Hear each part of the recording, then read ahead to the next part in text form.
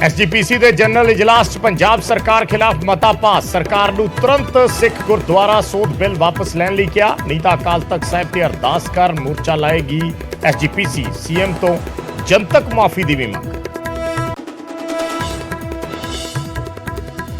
SGPC इजलास च मता पास होने ते सीएम मान दा हरजिंदर सिंह धामी ते वार। पुछया कि इजलास च गुरबाणी प्रसारण ते चर्चा हुई या फिर मैनू गाला कड्ढण दा मता ही पास होया। धामी साहब लोग सब देख रहे हैं। सीएम वालों बादलों की कठपुतली दसे जान ते भड़के हरजिंदर सिंह धामी बोले, मेरी 41 साल की वकालत, मैनू डिकटेट करने की लोड़ नहीं। सीएम नूं तां दिल्ली तो दस्सिया जांदा है कि कदों की बोलना। जनरल इजलास च बीबी जगीर कौर ने बिल का किया सख्त विरोध। बोले, सरकार के बिल पिछे बहुत डूंगी साजिश, पंथ की अणख नूं वंगारिया जा रहा है। गुरु घरां च सीधा दखल हरगिज नहीं मंजूर। अनुराग वर्मा बने पंजाब के नवे चीफ सैकटरी। 93 बैच के IAS ऑफिसर ने अनुराग वर्मा। BK जंजुआ की लैणगे थां। 30 जून नूं खत्म हो रहा जंजुआ का कार्यकाल। PDS योजना की समीक्षा करेगी मान सरकार। मुख्यमंत्री की बैठक च वड्डा फैसला। सर्वे च होएगी लाभापात्रियों की छांटी। सिर्फ जरूरतमंदा तक ही पहुंचेगा सस्ता राशन। प्रताप बाजवा ते सुखबीर बादल दा सरकार ते वार। क्या MSP तो घट भाव ते विक रही है मूंगी ते मक्की की फसल। अपने वादे तो क्यों भज रही है सरकार। सरकारी एजेंसियां तुरंत MSP ते करन खरीद। गैंगस्टर टैरर केस च NIA वालों लॉरेंस ते गोल्डी बराड़ खिलाफ चार्जशीट दाखिल। चार्जशीट च क्या बिश्नोई गैंग कोल 700 तो वध शूटर, 300 पंजाब नाल जुड़े। दाऊद इब्राहिम की तरह उत्तर भारत च खड़ा किया अपना नेटवर्क। दिल्ली च फिल्मी अंदाज च लुट की वारदात। प्रगति मैदान टनल च बदमाशा ने गन पॉइंट से घेरी कार। डिलीवरी एजेंट तो सकिंटां च 2 लाख वाला कैश बैग खो के फरार। जलंधर च दिन दिहाड़े कारोबारी का कतल। करियाना स्टोर के अंदर वड़ के मारिया चाकू। लुट की नीयत नाल कतल का शक।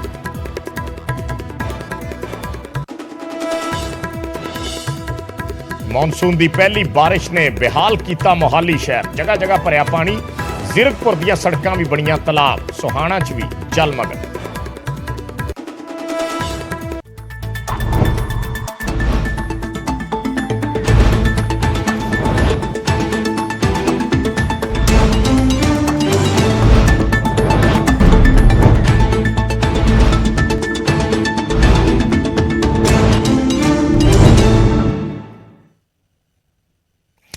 सत श्री अकाल। न्यूज़ 18 पंजाब हरियाणा देख रहे सारे दर्शकों का स्वागत है। मैं हाँ विजयपाल सिंह बराड़। 7 वालियां खबरां लैके दर्शकों के सामने हाजिर हाँ और 7 वालियां खबरां च दर्शकों को मिलेगी हर अपडेट।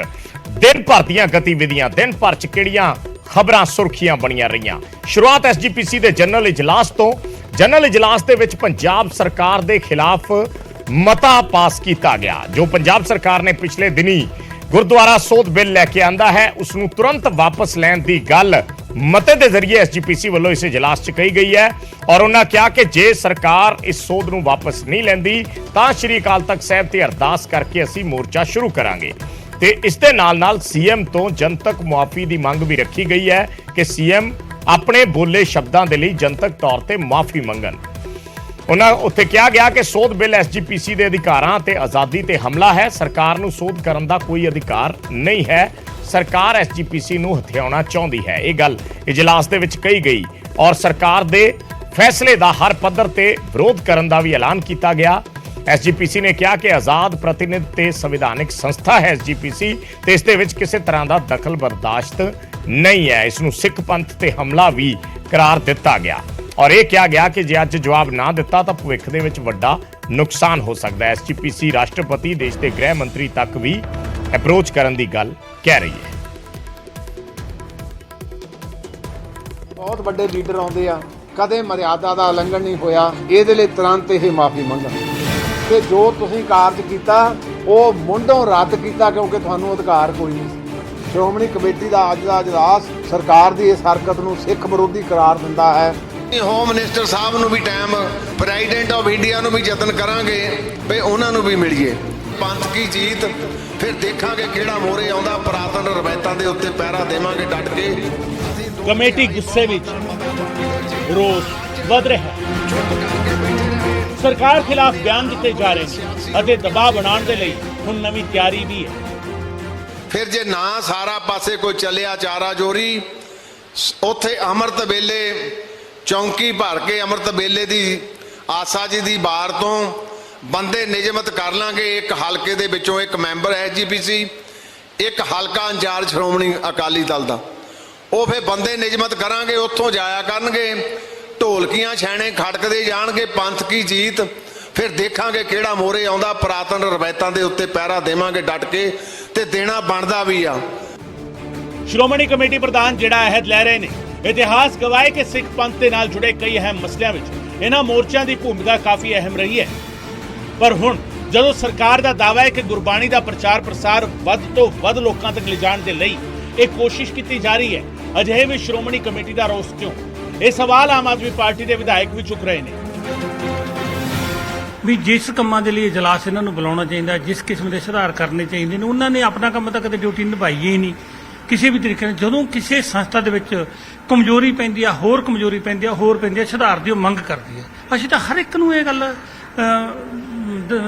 ਗੁਰੂ ਨਾਨਕ ਦੇਵ ਦਾ ਸੰਦੇਸ਼ ਪਹੁੰਚਾਉਣਾ ਚਾਹੁੰਦੇ ਆ ਇਹ ਕਿਉਂ ਪ੍ਰਾਈਵੇਟ ਕੰਪਨੀ ਬਣਾਈ ਜਾ ਰਹੀ ਹੈ ਕਿਉਂ ਕੁਝ ਪ੍ਰਾਈਵੇਟ ਚੈਨਲਾਂ ਦੇ ਜ਼ਰੀਏ ਉਹਨੂੰ ਬਾਉਂਡ ਕੀਤਾ ਜਾ ਰਿਹਾ ਦਰਅਸਲ ਸ਼੍ਰੋਮਣੀ ਕਮੇਟੀ ਦੇ ਇਜਲਾਸ ਨੂੰ ਕੁਝ ਅਹਿਮ ਬਿੰਦੂਆਂ ਵਿੱਚ ਸਮਝਣ ਦੀ ਕੋਸ਼ਿਸ਼ ਕਰੀਏ ਤਾਂ ਇਸ ਇਜਲਾਸ ਵਿੱਚ ਸਿੱਖ ਗੁਰਦੁਆਰਾ ਸੋਧ ਬਿੱਲ ਦੇ ਖਿਲਾਫ ਮਤਾ ਪਾਸ ਕੀਤਾ ਗਿਆ ਸਿੱਖ ਗੁਰਦੁਆਰਾ ਸੋਧ ਬਿੱਲ ਨੂੰ ਰੱਦ ਕਰ ਦਿੱਤਾ ਗਿਆ ਸਿੱਖ ਗੁਰਦੁਆਰਾ ਸੋਧ ਬਿੱਲ ਸਿੱਖਾਂ ਤੇ ਸਿੱਧਾ ਹਮਲਾ ਇਹ ਕਿਹਾ ਗਿਆ ਐਸਜੀਪੀਸੀ ਦੀ ਸਹਿਮਤੀ ਤੋਂ ਬਿਨਾਂ ਕੋਈ ਬਦਲਾਅ ਨਹੀਂ ਹੋ ਸਕਦਾ ਕੇਂਦਰੀ ਗ੍ਰਹਿ ਮੰਤਰੀ ਅਤੇ ਰਾਸ਼ਟਰਪਤੀ ਨੂੰ ਵੀ ਐਸਜੀਪੀਸੀ ਜਾ ਕੇ ਮਿਲੇਗੀ ਬਿੱਲ ਵਾਪਸ ਨਾ ਹੋਣ ਤੇ ਮੋਰਚਾ ਲਾਇਆ ਜਾਵੇਗਾ 117 ਵਿਧਾਨ ਸਭਾ ਹਲਕਿਆਂ ਦਾ ਇੱਕ ਮੈਂਬਰ ਰੋਜ਼ ਧਰਨਾ ਦੇਵੇਗਾ ਅੱਜ ਮਾਨ ਸਰਕਾਰ ਨੂੰ ਇਹ ਚੇਤੇ 'ਚ ਰੱਖ ਲੈਣਾ ਚਾਹੀਦਾ ਕਿ ਸਿੱਖਾਂ ਦੀ ਪਾਰਲੀਮੈਂਟ ਆ ਇਹਦਾ ਆਪਣਾ ਕਾਨੂੰਨ ਆ ਇਹਦੇ ਨਿਯਮ ਆ ਉਹਨਾਂ ਕਾਨੂੰਨਾਂ ਤੇ ਨਿਯਮਾਂ ਤਹਿਤ ਇਹ ਕੰਮ ਕਰਦੀ ਆ ਤੇ ਜੋ ਤੁਸੀਂ ਕਾਰਜ ਕੀਤਾ ਉਹ ਮੁੰਡੋਂ ਰੱਦ ਕੀਤਾ ਕਿਉਂਕਿ ਤੁਹਾਨੂੰ ਅਧਿਕਾਰ ਕੋਈ ਨਹੀਂ ਸੀ ਇਹ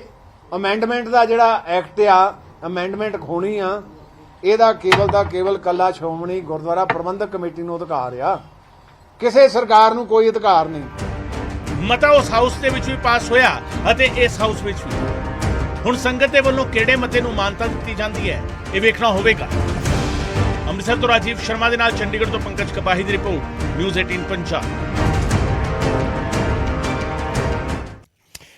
ਤੇ ਉਧਰ ਸੀਐਮ ਭਗਵੰਤ ਮਾਨ ਨੇ ਵੀ ਐਸਜੀਪੀਸੀ ਪ੍ਰਧਾਨ ਤੇ ਅਟੈਕ ਕੀਤਾ ਸੀਐਮ ਭਗਵੰਤ ਮਾਨ ਦਾ ਬਿਆਨ ਆਇਆ ਔਰ ਉਹਨਾਂ ਨੇ ਐਸਜੀਪੀਸੀ ਪ੍ਰਧਾਨ ਐਡਵੋਕੇਟ ਹਰਜਿੰਦਰ ਸਿੰਘ ਧਾਬੀ ਨੂੰ ਅਕਾਲੀ ਦਲ ਦਾ ਮੁੱਖ ਬੁਲਾਰਾ ਕਹਿ ਕੇ ਸੰਬੋਧਨ ਕੀਤਾ ਬਕਾਇਦਾ ਉਹਨਾਂ ਵੱਲੋਂ ਆਪਣੇ ਟਵੀਟ ਦੇ ਵਿੱਚ ਐਡਵੋਕੇਟ ਹਰਜਿੰਦਰ ਸਿੰਘ ਧਾਮੀ ਨੂੰ ਅਕਾਲੀ ਦਲ ਦਾ ਮੁੱਖ ਬੁਲਾਰਾ ਲਿਖਿਆ ਗਿਆ ਨਾਲ ਹੀ ਸੀਐਮ ਨੇ ਪੁੱਛਿਆ ਕਿ ਇਜਲਾਸ 'ਚ ਗੁਰਬਾਣੀ ਦੇ ਮੁਫਤ ਪ੍ਰਸਾਰਣ ਬਾਰੇ ਕੋਈ ਚਰਚਾ ਹੋਈ ਹੈ ਜਾਂ ਫਿਰ ਸਿਰਫ ਮੈਨੂੰ ਗਾਲਾਂ ਕੱਢ ਕੇ ਇੱਕ ਮਤਾ ਪਾਸ ਕਰਕੇ ਇਜਲਾਸ ਖਤਮ ਹੋ ਗਿਆ ਇਹ ਵੀ ਲਿਖਿਆ ਸੀਐਮ ਨੇ ਕਿ ਧਾਮੀ ਸਾਹਿਬ ਲੋਕ ਸਭ ਦੇਖ ਰਹੇ ਨੇ ਕਬੂਤਰ ਦੇ ਅੱਖਾਂ ਮੀਚਣ ਨਾਲ ਬਿੱਲੀ ਨਹੀਂ ਭੱਜਦੀ ਇਹ ਗੱਲ ਲਿਖੀ ਗਈ ਪੂਰਾ ਟਵੀਟ ਸੀਐਮ ਭਗਵੰਤ ਮਾਨ ਵੱਲੋਂ ਲਿਖਿਆ ਗਿਆ ਕਿ ਸ਼੍ਰੀ ਹਰਜਿੰਦਰ ਸਿੰਘ ਧਾਬੀ ਜੀ ਉਹਨਾਂ ਕਿਹਾ ਕਿ ਸ਼੍ਰੋਮਣੀ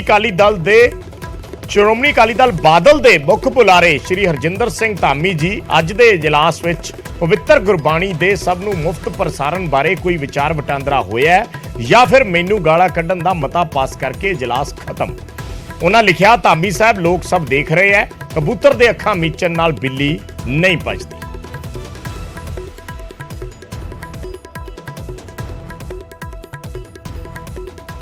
ਤੇ ਉਧਰ ਜਨਰਲ ਇਜਲਾਸ ਦੇ ਵਿੱਚ ਬੀਬੀ ਜਗੀਰ ਕੌਰ ਨੇ ਸਰਕਾਰ ਵੱਲੋਂ ਲਿਆਂਦੇ ਸੋਧ ਬਿੱਲ ਦਾ ਵਿਰੋਧ ਤਾਂ ਕੀਤਾ ਪਰ ਨਾਲ ਹੀ ਕਿਹਾ ਕਿ ਇਸ ਲਈ ਐਸਜੀਪੀਸੀ ਵੀ ਉਨੀ ਹੀ ਜ਼ਿੰਮੇਵਾਰ ਹੈ ਕਿਉਂਕਿ ਲਿਫਾਫਾ ਕਲਚਰ ਨੇ ਐਸਜੀਪੀਸੀ ਨੂੰ ਕਮਜ਼ੋਰ ਕੀਤਾ ਹੈ ਸ਼੍ਰੋਮਣੀ ਕਮੇਟੀ ਦੀ ਰੱਖਿਆ ਲਈ ਜਿਹੜੇ ਸ਼੍ਰੋਮਣੀ ਅਕਾਲੀ ਦਲ ਦੀ ਸਥਾਪਨਾ ਕੀਤੀ ਗਈ ਸੀ ਉਸਨੇ ਆਪਣੇ ਇੱਕ ਸਦੀ ਦਾ ਸਫ਼ਰ ਤੈਅ ਕਰਦਿਆਂ ਸਿੱਖ ਜਗਤ ਦੀ ਸਿਰਮੌਰ ਸੰਸਥਾ ਸ਼੍ਰੋਮਣੀ ਕਮੇਟੀ ਤੇ ਅਕਾਲ ਤਖਤ ਸਾਹਿਬ ਦੇ ਵਕਾਰ ਨੂੰ ਜ਼ਬਰਦਸਤ ਢਾਹ ਲਾ ਦਿੱਤੀ ਹੈ ਪਰ ਅਸੀਂ ਬਹੁਤੇ ਚੁੱਪਚਾਪ ਬੈਠ ਕੇ ਹੁਕਮ ਮੰਨਦੇ ਰਹੇ ਤੇ ਪੰਚ ਪ੍ਰਧਾਨੀ ਦਾ ਸਥਾਨ ਛੱਡ ਕੇ ਕੇਵਲ ਤੇ ਕੇਵਲ ਲਿਫਾਫਾ ਕਲਚਰ ਨੂੰ ਜਨਮ ਦੇ ਕੇ ਸਿੱਖ ਮਰਿਆਦਾ ਲਈ ਵੱਡੀ ਸੱਟ ਮਾਰੀ ਹੈ ਅੱਜ ਚਰਚਾ ਕਰਨੀ ਬਣਦੀ ਹੈ ਇਸ ਹਾਊਸ ਵਿੱਚ ਅਸੀਂ ਬਾਬੇ ਨਾਨਕ ਦੀ ਸੋਚ ਤੋਂ ਮੁੱਖ ਮੋੜ ਲਿਆ। ਆਓ ਫਿਰ ਤੋਂ ਗੁਰੂਆਂ ਦੇ ਆਸ਼ੇ ਵਾਲਾ ਖਾਲਸਾ ਪੰਥ ਸਿਰਜੀਏ, ਜਿਹੜਾ ਕੁੱਲ ਲੋਕਾਈ ਨੂੰ ਸਰਬੱਤ ਦਾ ਹੁੱਕਾ ਦਿੰਦਾ ਹੋਇਆ ਕੁੱਲ ਆਲਮ ਨੂੰ ਆਪਣੀ ਬੁੱਕਲ ਵਿੱਚ ਲਏ।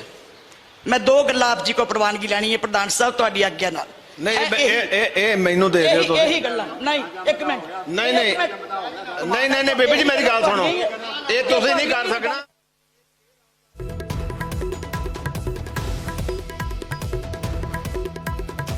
ਤੇ ਐਸਜੀਪੀਸੀ ਵੱਲੋਂ ਪਾਸ ਕੀਤੇ ਮਤੇ ਤੇ ਸਰਕਾਰ ਵੱਲੋਂ ਲਿਆਂਦੇ ਸੋਧ ਬਿੱਲ ਨੂੰ ਲੈ ਕੇ ਵੱਖ-ਵੱਖ ਸਿਆਸੀ ਧਿਰਾਂ ਦੇ ਪ੍ਰਤੀਕਰਮ ਵੀ ਸਾਹਮਣੇ ਆਏ ਨੇ। ਸਿਆਸੀ ਆਗੂ ਇਸ ਨੂੰ ਲੈ ਕੇ ਕੀ ਕਹਿ ਰਹੇ ਨੇ ਉਹ ਵੀ ਸੁਣ ਲੈਂਦੇ ਹਾਂ।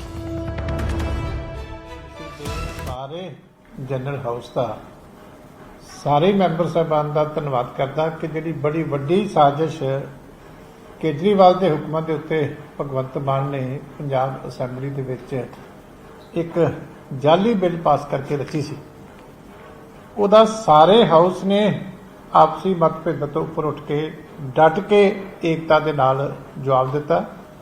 ਜਿਸ ਦਿਨ ਵਿਧਾਨ ਸਭਾ 'ਚ ਸਰਕਾਰ ਇਹ ਮਤਾ ਲੈ ਕੇ ਆਈ ਸੀ, ਐਕਟ ਲੈ ਕੇ ਆਈ ਸੀ, ਅਸੀਂ ਉਸ ਦਿਨ ਵੀ ਇਹ ਗੱਲ ਕਹੀ ਸੀ ਕਿ ਸਰਕਾਰ ਨੂੰ ਪੰਥਕ ਮਾਮਲਿਆਂ 'ਚ ਦਖਲਅੰਦਾਜ਼ੀ ਨਹੀਂ ਕਰਨੀ ਚਾਹੀਦੀ, ਧਾਰਮਿਕ ਮਾਮਲਿਆਂ ਤੋਂ ਪੋਲਿਟਿਕਸ ਨੂੰ ਦੂਰ ਰੱਖਣਾ ਚਾਹੀਦਾ ਔਰ ਇਹ ਜਿਹੜੀ ਟਕਰਾਵ ਦੀ ਰਾਜਨੀਤੀ ਭਗਵੰਤ ਮਾਨ ਸਾਹਿਬ ਨੇ ਅਪਣਾਈ ਹੋਈ ਹੈ, ਇਹ ਟਕਰਾਵ ਦੀ ਰਾਜਨੀਤੀ ਤੋਂ ਉਹਨਾਂ ਨੂੰ ਬਚਣਾ ਚਾਹੀਦਾ। ਦੇਖੋ, ਦੋ ਅਲੱਗ-ਅਲੱਗ ਇਸ਼ੂ ਨੇ। ਗੁਰਬਾਣੀ ਘਰ ਘਰ ਪਹੁੰਚੇ, ਗੁਰਬਾਣੀ ਦਾ ਪ੍ਰਸਾਰਣ ਫ੍ਰੀ ਹੋਏ, ਸਭ ਨੂੰ ਗੁਰਬਾਣੀ ਦੇ ਪ੍ਰਸਾਰਣ ਦਾ ਅਧਿਕਾਰ ਮਿਲੇ, ਇਹ ਅਲੱਗ ਮੁੱਦਾ ਹੈ। ਇਸ ਮੁੱਦੇ ਤੇ ਸਾਡੀ ਪੂਰੀ ਸਹਿਮਤੀ ਹੈ ਕਿ ਕਿਸੇ ਇੱਕ ਦਾ ਏਕਾਧਿਕਾਰ ਕਿਉਂ ਹੋਏ ਗੁਰਬਾਣੀ ਨੂੰ ਪ੍ਰਸਾਰਣ ਕਰਨ 'ਚ, ਲੇਕਿਨ ਉਹਦੇ ਲਈ ਤਰੀਕਾ ਜਿਹੜਾ ਅਪਣਾਇਆ ਪੰਜਾਬ ਸਰਕਾਰ ਨੇ, ਅਸੀਂ ਉਹਦੀ ਬਿਲਕੁਲ ਖਿਲਾਫਤ ਕਰਦੇ ਹਾਂ। ਦੋ ਗੱਲਾਂ ਮੈਂ ਕਹਿਣਾ ਚਾਹੂੰਗਾ। ਇੱਕ ਤਾਂ ਇਹ ਹੈ ਕਿ ਮਾਨ ਸਾਹਿਬ ਦਾ ਇਹ ਗਲਤ ਫੈਸਲਾ ਸੀ, ਕਿਉਂਕਿ ਇਹ ਬੈਠ ਕੇ ਕਿਸੇ ਰਜਾਈ ਜਾ ਸਕਦੀ ਸੀ ਔਰ ਮੈਂ ਸਮਝਦਾ ਕਿ ਉਹਨਾਂ ਨੂੰ ਮੌਕਾ ਦੇ ਦਿੱਤਾ ਇਕੱਠੇ ਕਰਨ ਦਾ, ਕਿਉਂਕਿ ਕੋਈ ਵੀ ਸਿੱਖ ਨਹੀਂ ਚਾਹੁੰਦਾ ਵੀ ਸਰਕਾਰ ਦਖਲ ਦੇਵੇ ਐਕਟ ਦੇ ਅੰਦਰ। ਲੇਕਿਨ ਨਾਲ ਦੀ ਨਾਲ ਅੱਜ ਐਸਜੀਪੀਸੀ ਤੁਸੀਂ ਦੇਖਿਆ ਹੋਣਾ, ਅਪੋਜੀਸ਼ਨ ਵਾਲਿਆਂ ਨੇ ਕਈਆਂ ਨੂੰ ਬੋਲਣ 'ਚ ਪੂਰਾ ਦਿੱਤਾ। ਤੇ ਸ਼੍ਰੋਮਣੀ ਕਮੇਟੀ ਦੇ ਇਜਲਾਸ ਦੇ ਵਿੱਚ ਸਰਕਾਰ ਵੱਲੋਂ ਪਾਸ ਕੀਤੇ ਬਿੱਲ ਦਾ ਵਿਰੋਧ ਤਾਂ ਹੋਇਆ ਹੀ, ਪਰ ਇਸ ਬਿੱਲ ਦੇ ਵਿਰੋਧ ਦੇ ਬਹਾਨੇ ਸਰਕਾਰ ਤੇ ਤਿੱਖੇ ਨਿਸ਼ਾਨੇ ਵੀ ਸਾਧੇ ਗਏ। ਇੱਕ ਰਿਪੋਰਟ ਦਿਖਾਉਂਦੇ ਹਾਂ।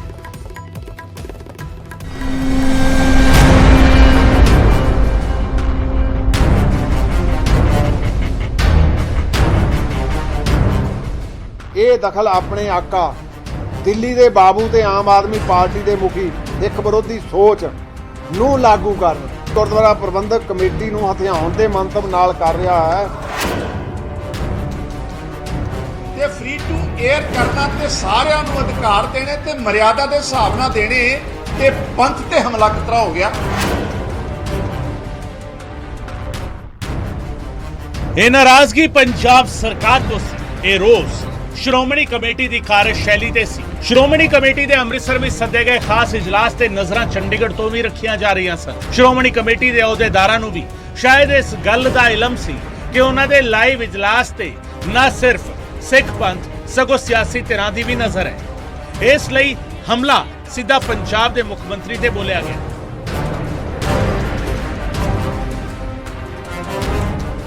ਪੰਜਾਬ ਦਾ ਮੁੱਖ ਮੰਤਰੀ ਭਗਵੰਤ ਮਾਨ ਇਹ ਦਖਲ ਆਪਣੇ ਆਕਾ ਦਿੱਲੀ ਦੇ ਬਾਬੂ ਤੇ ਆਮ ਆਦਮੀ ਪਾਰਟੀ ਦੇ ਮੁਖੀ ਸ਼੍ਰੀ ਅਰਵਿੰਦ ਕੇਜਰੀਵਾਲ ਦੀ ਸਿੱਖ ਵਿਰੋਧੀ ਸੋਚ ਨੂੰ ਲਾਗੂ ਕਰਨ ਅਤੇ ਸਿੱਖ ਸੰਸਥਾਵਾਂ ਸ਼੍ਰੋਮਣੀ ਗੁਰਦੁਆਰਾ ਪ੍ਰਬੰਧਕ ਕਮੇਟੀ ਨੂੰ ਹਥਿਆਉਣ ਦੇ ਮੰਤਵ ਨਾਲ ਕਰ ਰਿਹਾ ਹੈ। ਸ਼੍ਰੋਮਣੀ ਕਮੇਟੀ ਦਾ ਅੱਜ ਦਾ ਇਜਲਾਸ ਸਰਕਾਰ ਦੀ ਇਸ ਹਰਕਤ ਨੂੰ ਸਿੱਖ ਵਿਰੋਧੀ ਕਰਾਰ ਦਿੰਦਾ ਹੈ ਅਤੇ ਇਸ ਦਾ ਹਰ ਪੱਧਰ ਤੇ ਵਿਰੋਧ ਜਾਰੀ ਰੱਖੇਗਾ। ਤੀਰ ਕਮਾਨ ਚੋਂ ਨਿਕਲ ਚੁੱਕਿਆ ਸੀ।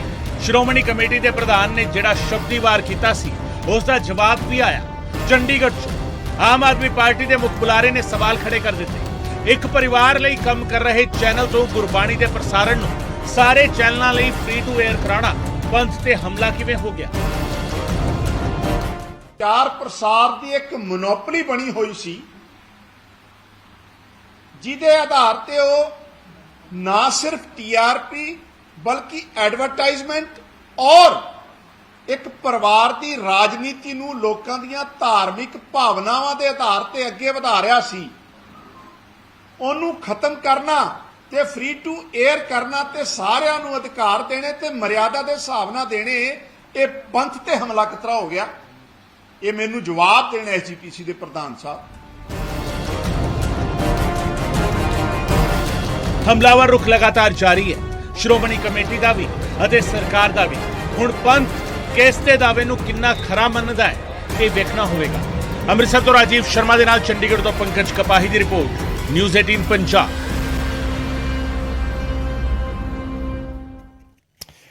ਤੇ ਹੁਣ ਗੱਲ ਕਿਸਾਨਾਂ ਦੀ ਮੰਗ ਨੂੰ ਲੈ ਕੇ ਵੀ ਪੰਜਾਬ ਦੇ ਵਿੱਚ ਇੱਕ ਸਿਆਸੀ ਵਾਰ ਚੱਲ ਰਹੀ ਹੈ। ਸਿਆਸਤਦਾਨਾਂ ਵੱਲੋਂ ਲਗਾਤਾਰ ਸੱਤਾਧਾਰੀ ਪਾਰਟੀ ਯਾਨੀ ਪੰਜਾਬ ਸਰਕਾਰ ਤੇ ਸਵਾਲ ਚੱਕੇ ਜਾ ਰਹੇ ਨੇ, ਪੰਜਾਬ ਸਰਕਾਰ ਤੇ ਨਿਸ਼ਾਨੇ ਸਾਧੇ ਜਾ ਰਹੇ ਨੇ। ਐਮਐਸਪੀ ਤੇ ਘਮਾਸਾਨ ਜੋ ਅਸੀਂ ਲਿਖਿਆ ਹੈ, ਵਿਰੋਧੀਆਂ ਨੇ ਮੂੰਗੀ ਤੇ ਮੱਕੀ ਦੀ ਫਸਲ ਦਾ ਹਵਾਲਾ ਦਿੰਦਿਆਂ ਸਰਕਾਰ ਨੂੰ ਨਿਸ਼ਾਨੇ ਤੇ ਲਿਆ ਹੈ ਤੇ ਫਸਲ ਐਮਐਸਪੀ ਤੇ ਨਾ ਖਰੀਦਣ ਦੇ ਇਲਜ਼ਾਮ ਲਾਏ ਨੇ। ਵਿਰੋਧੀ ਧਿਰ ਦੇ ਆਗੂ ਪ੍ਰਤਾਪ ਸਿੰਘ ਬਾਜਵਾ ਨੇ ਕਿਹਾ ਕਿ ਸਰਕਾਰ ਕਿਸਾਨਾਂ ਦੀ ਪਿੱਠ 'ਚ ਛੁਰਾ ਮਾਰ ਰਹੀ ਹੈ, ਵਾਅਦਾ ਕਰਕੇ ਮੁੱਕਰ ਰਹੀ ਹੈ। ਜਦੋਂ ਕਿਸਾਨਾਂ ਨੂੰ ਸਰਕਾਰ ਨੇ ਕਿਹਾ ਸੀ ਕਿ ਜਿੰਨੇ ਘੱਟ ਰੇਟ ਤੇ ਫਸਲ ਵਿਕੇਗੀ ਉਹ ਖੱਪਾ ਅਸੀਂ ਪੂਰਾ ਕਰਾਂਗੇ। ਉਧਰ ਸੁਖਬੀਰ ਬਾਦਲ ਨੇ ਕਿਹਾ ਕਿ ਸਰਕਾਰ ਨੇ ਮੂੰਗੀ ਕਾਸ਼ਤਕਾਰਾਂ ਦੇ ਨਾਲ ਦੂਸਰੀ ਵਾਰ ਧੋਖਾ ਕੀਤਾ ਹੈ।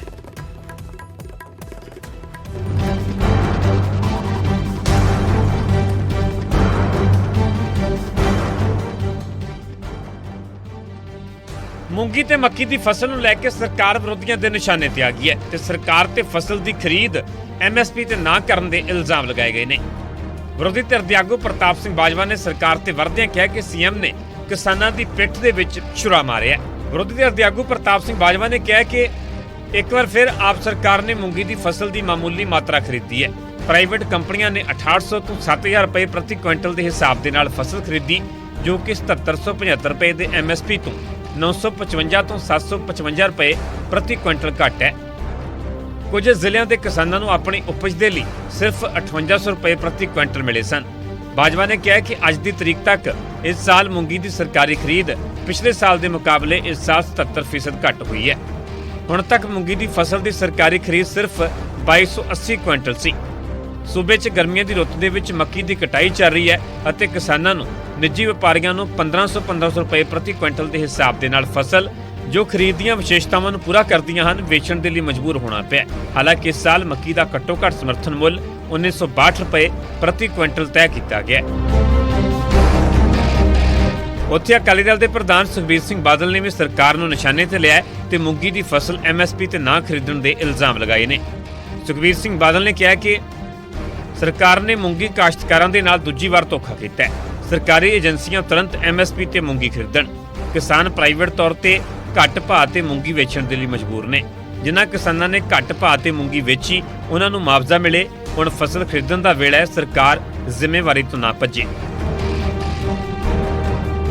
ਸੋ ਮੂੰਗੀ ਤੇ ਮੱਕੀ ਦੀ ਫਸਲ ਨੂੰ ਲੈ ਕੇ ਸਰਕਾਰ ਵਿਰੋਧੀਆਂ ਦੇ ਨਿਸ਼ਾਨੇ ਤੇ ਹੈ ਤੇ ਕਿਸਾਨਾਂ ਦੇ ਨਾਲ ਧੋਖੇ ਦੇ ਇਲਜ਼ਾਮ ਲਗਾਏ ਜਾ ਰਹੇ ਨੇ। ਖੈਰ ਇਸ ਦੇ ਵਿਚਾਲੇ ਹੁਣ ਸਰਕਾਰ ਦਾ ਕੀ ਰੁਖ ਰਹਿੰਦਾ ਹੈ, ਐਮਐਸਪੀ ਨੂੰ ਲੈ ਕੇ ਕੀ ਫੈਸਲਾ ਲਿਆ ਜਾਂਦਾ ਹੈ, ਇਹ ਵੇਖਣਾ ਹੋਵੇਗਾ। Bureau report, news 18 Punjab.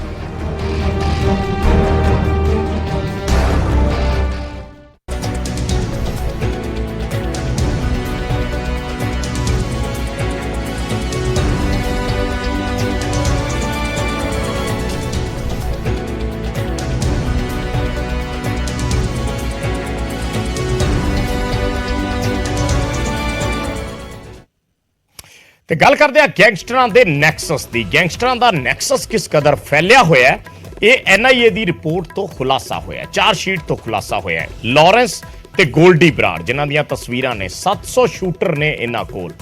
ਕੌਮੀ ਜਾਂਚ ਏਜੰਸੀ ਵੱਲੋਂ ਐਨਆਈਏ ਵੱਲੋਂ ਗੈਂਗਸਟਰ ਲਾਰੈਂਸ ਬਿਸ਼ਨੋਈ ਦੇ ਖਿਲਾਫ ਤੇ ਗੋਲਡੀ ਬਰਾੜ ਦੇ ਖਿਲਾਫ ਇੱਕ ਚਾਰਜਸ਼ੀਟ ਦਾਖਲ ਕੀਤੀ ਗਈ ਹੈ ਔਰ ਉਸ ਚਾਰਜਸ਼ੀਟ ਦੇ ਵਿੱਚ ਹੈਰਾਨ ਕਰਨ ਵਾਲੇ ਖੁਲਾਸੇ ਹੋਏ ਨੇ। ਰਿਪੋਰਟ ਦਿਖਾਉਣੀ।